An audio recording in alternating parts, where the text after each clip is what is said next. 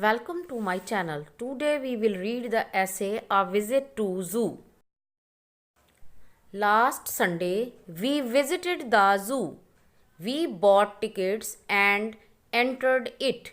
First of all, we visited the lions. They were roaring. We were frightened to see the lions. Then we went to the cages of monkeys. They were jumping, dancing, and chattering. We threw some grams to them to eat.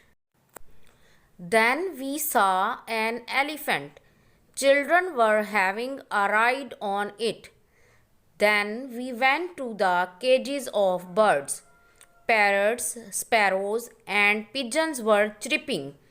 A peacock was dancing and pleasing the people.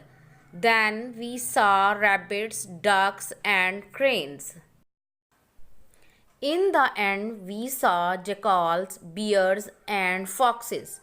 After watching all these animals, we had lunch. In the evening, we returned home. It was a memorable day for us. If you like my video, please share it and subscribe my channel. Thank you.